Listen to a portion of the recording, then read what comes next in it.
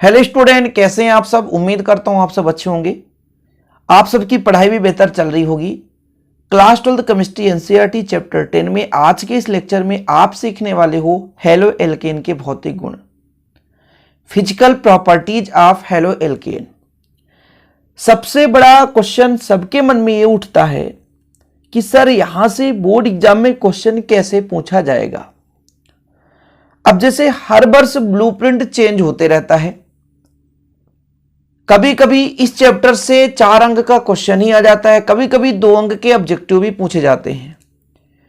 तो जब ऑब्जेक्टिव की बात आ जाती है, जैसे किसी स्टेट बोर्ड में मान लीजिए इस चैप्टर से ऑब्जेक्टिव पूछा जाना है, कुछ बोर्ड एग्जाम में ऑब्जेक्टिव नहीं पूछा जाना है, तो जिसमें ऑब्जेक्टिव पूछा जाता है, जिस बोर्ड में भी पूछा जाए उसके लिए काफी हेल्पफुल है। वो कैसे पूछा जाएगा हम इस पर जितना भी हम समझाएंगे आपको बताते चलेंगे।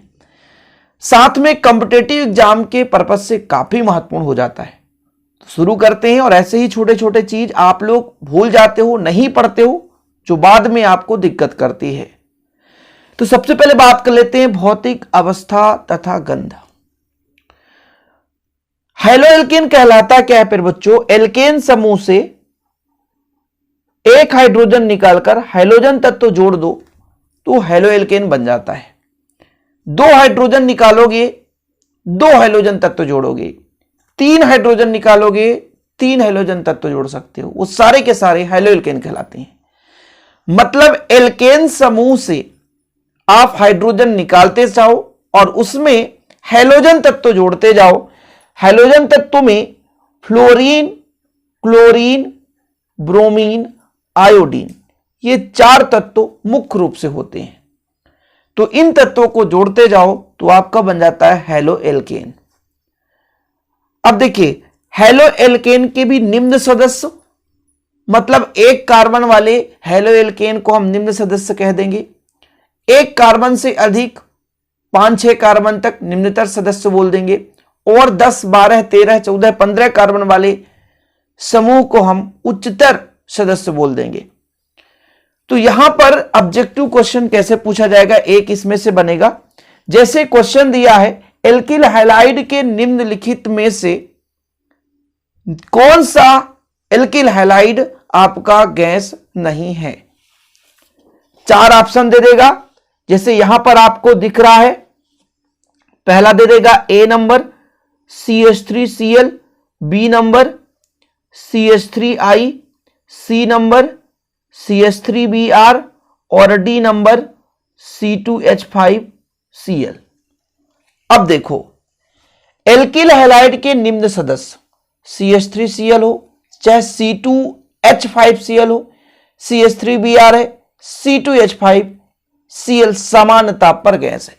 भौतिक अवस्था की बात कर रहे हैं कि ये जो आपके एल्किल हैलाइड हैं ये गैस अवस्था में पाए जाते हैं। लेकिन इसमें से मेथिल आयोडाइड जो ऑप्शन नंबर ये बी है, ये आपका द्रव है। इसलिए क्वेश्चन दिया जाएगा निम्नलिखित में से कौन सा हैलाइड सामान्य ताप पर गैस नहीं है, तो आपका हो जाएगा CH3I। ऐसे 1 नंबर का ऑब्जेक्टिव यहां से बन सकता है। तो एल्किल हैलाइड के जो निम्नतर सदस्य हैं वो समान ताप पर गैस है, लेकिन उसमें मेथिल आयोडाइड है, ये भी निम्नतर सदस्य है, लेकिन फिर भी ये क्या है, मधुर गंध वाला क्या है, द्रव है। अब यदि बात करें उच्च आणविक द्रव्यमान वाले सदस्य के, तो ये रंगहीन है, मतलब उसमें रंग नहीं होता और ठोस अवस्था में पाए जाते हैं, ध्यान रखना। तो निम्न सदस्य मुख्य रूप से गैसीय अवस्था में पाए जाते हैं। और जैसे आपको मैंने ऑप्शन बता ही दिया कि इनमें से कौन सा गैस नहीं है, निम्न सदस्य सब के सब, लेकिन इनमें से आपका CH3I जो है वो गैस नहीं है, वो द्रव है। समझ रहे हो? भौतिक अवस्था पढ़ने का सार निकला कि एक ऑब्जेक्टिव यहां से या एक ऑब्जेक्टिव टाइप का क्वेश्चन कैसे तैयार हो सकता है, ये आपसे बनना चाहिए और बन भी जाएगा। उम्मीद करता हूं आपसे बन भी जाएगा। यदि क्वेश्चन आ जाए कि उच्चतर आणविक द्रव्यमान वाले हेलो एल्केन की भौतिक अवस्था क्या होती है, तो इसका आंसर हो जाएगा रंगहीन ठोस। क्या? रंगहीन ठोस। देखो ऑब्जेक्टिव एक वाक्य में उत्तर। उच्चतर हैलाइड के आणविक द्रव्यमान वाले सदस्य जो हैं उनकी प्रकृति क्या होती है? तो रंगहीन ठोस होती है। सिंपल है। चले अगला नंबर देखो, विलेयता। एक यहां से क्वेश्चन पूछा जाएगा कि एल्किल हैलाइड क्या जल में विलेय है, और विलेय है तो क्यों, या विलेय नहीं है तो क्यों? तो जो आपके एल्किल हैलाइड होते हैं वो जल के साथ अविलेय होते हैं। कोई भी पदार्थ जल में अविलेय है, इसका कारण है वो जल के साथ हाइड्रोजन बंध नहीं बनाता। याद कर लो, कोई भी पदार्थ जल में अविलेय है, इसका कारण है वो जल के साथ हाइड्रोजन बंध का निर्माण नहीं करता। जो हमारा हेलो एल्केन है ध्रुवीय प्रकृति का पाया जाता है। हम हेलो एल्केन की बात करें तो ध्रुवीय प्रकृति, जैसे हमने कहा RX ये हेलो एल्केन है, ये जब टूटता है तो R पॉजिटिव और X नेगेटिव, इसमें दो अपने अलग अलग ध्रुव उत्पन्न हो जाते हैं, इसलिए इसे कहते हैं हम ध्रुवीय प्रकृति का होता है। किंतु यह जल में अविलेय होता है क्योंकि जल के साथ हाइड्रोजन बंध का नहीं निर्माण कर रहा होता है, यानी जल के साथ हाइड्रोजन बंध नहीं बनाता है, इसलिए जल में अविलेय है। लेकिन कार्बनिक विलायक जैसे एल्कोहल, ईथर, एसीटोन, बेंजीन आदि में विलेय है। अब देखो यहां से एक दो क्वेश्चन बन जाते हैं कि हेलो एल्केन जल में अविलेय है क्यों? तो आप लिखोगे हेलो एल्केन जल में अविलेय है क्योंकि यह हाइड्रोजन बंध का निर्माण नहीं करता। क्वेश्चन आ जाएगा हेलो एल्केन कार्बनिक विलायक जैसे एल्कोहल, ईथर में विलेय है, सत्य है कि असत्य? तो बिल्कुल सत्य है। क्वेश्चन आ जाएगा हेलो एल्केन की बंध प्रकृति कैसी होती है? तो आप लिखोगे ध्रुवीय प्रकृति होती है। कैसी होती है? ध्रुवीय प्रकृति। ऑब्जेक्टिव कहीं अलग जगह से ढूंढने की आवश्यकता नहीं होती है, बस आप अच्छे तरीके से उसे पढ़ते जाओ। ओके, अगला नंबर, ज्वाला का रंग। ऑब्जेक्टिव कैसे पूछा जाएगा? हेलो एल्केन को जलाने पर किस प्रकार का ज्वाला प्राप्त होता है, किस प्रकार का रंग प्राप्त होता है? तो हरे रंग का ज्वाला प्राप्त होता है। मतलब जब हम हेलो एल्केन को जलाते हैं तो हरा रंग हमें दिखाई देता है। क्रियाशीलता सिंपल है, इसको चाहे आप मत पढ़ो, कोई दिक्कत नहीं है। जो हमारा हेलो एल्केन है इसमें एक एल्किल हैलाइड ऐसा हेलो एल्केन है जो प्रकाश की उपस्थिति में आयोडीन मुक्त करता है। क्या होगा यदि एल्किल आयोडाइड को खुले प्रकाश में रख दिया जाए? देखो जरा, ऐसे क्वेश्चन आ जाते हैं 2 नंबर में, 1 नंबर में। क्या होगा यदि एल्किल आयोडाइड को खुले प्रकाश में रख दिया जाए? तो जब इसे हम प्रकाश में रख देते हैं तो अपघटित हो जाता है और आयोडीन मुक्त करता है। क्या मुक्त करता है? आयोडीन मुक्त करता है। सिंपल है, समझ में आ गया। चलिए आगे देखते हैं घनत्व के बारे में, इसके बाद क्वथनांक के बारे में। घनत्व है क्या? इकाई आयतन में कितने वाई इलेक्ट्रॉन हैं। यदि इलेक्ट्रॉन ज्यादा है तो घनत्व भी ज्यादा होगा। ठीक है, तो देखो हेलो एल्केन में हैलोजन का परमाणु द्रव्यमान बढ़ने से या बढ़ते जाने से घनत्व में भी वृद्धि होती है। किसी निश्चित एल्किल समूह के लिए निम्नलिखित क्रम होता है। अब इसको समझना थोड़ा सा कठिन भी होता है और सरल भी होता है। देखो जरा, मैं भी आपको थोड़ा सा यहां पर समझाने की कोशिश कर रहा हूं। जैसे मैं बात करता हूं बच्चों लोग फ्लोरीन की, इसके बाद आपका हो जाता है क्लोरीन, इसके बाद ब्रोमीन, इसके बाद आयोडीन। ओके, फ्लोरीन का परमाणु क्रमांक 9, इसके बाद 17, इसके बाद 35, इसके बाद कितना हो जाएगा?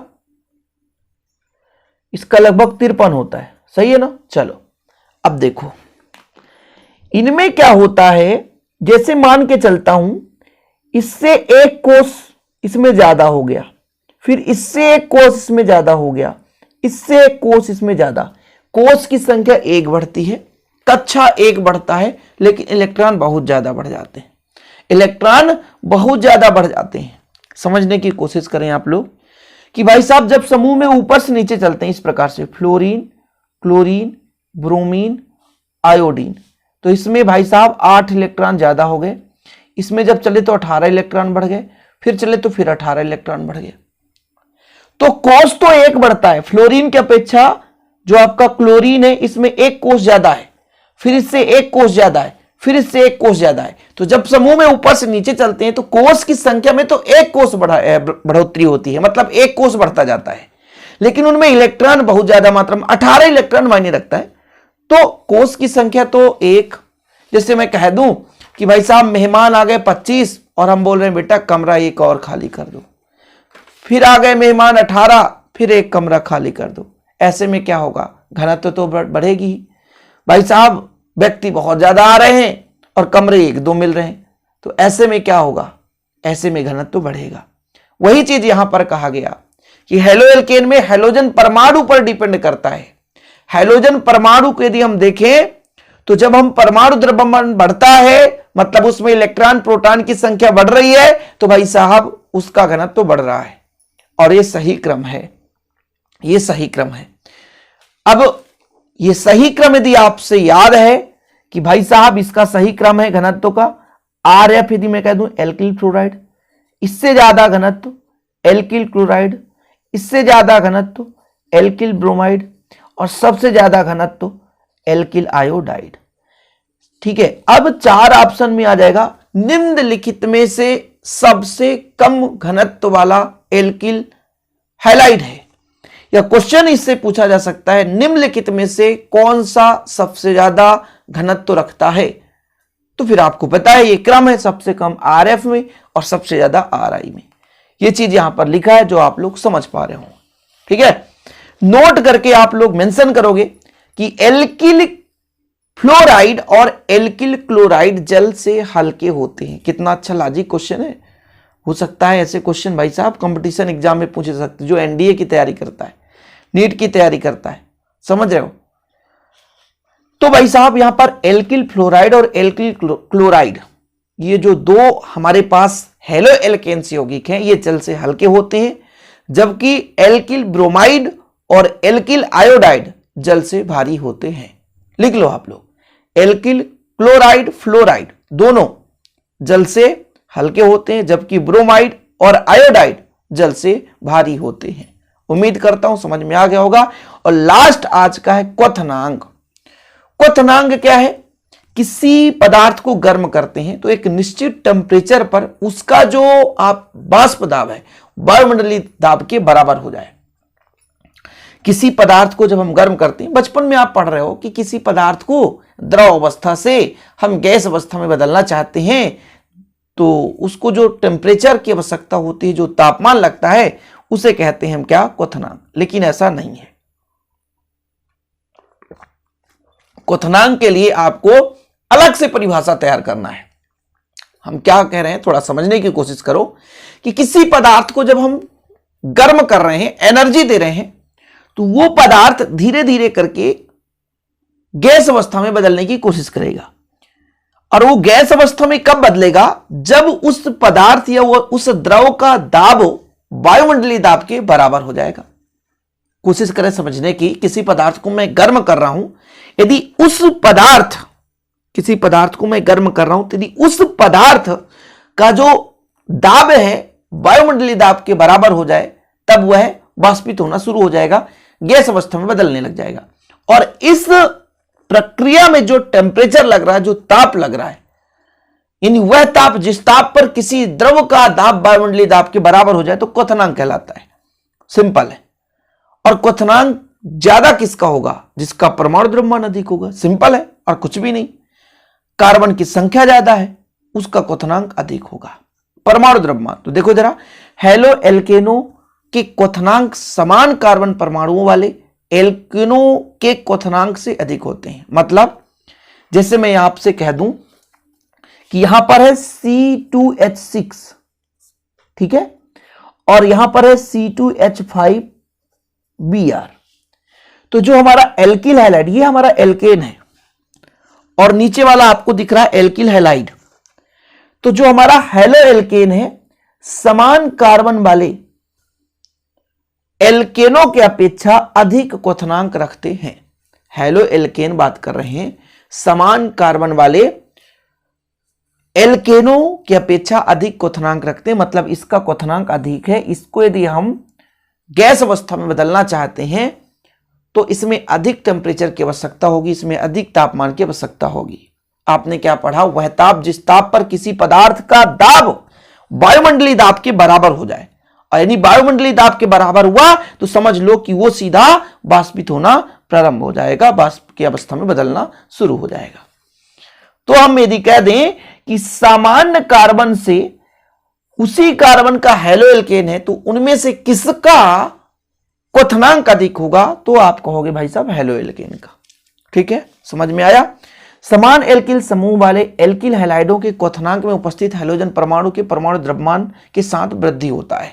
मतलब कहने का मतलब यह हुआ कि समान कार्बन वाले हमारे पास एल्किल हैलाइड है, जैसे मैं कह देता C2H5F, फिर C2H5, सब में समान कार्बन है, आपका Cl, फिर आपका C2H5, ठीक है, Br, फिर आपका C2H5I। समान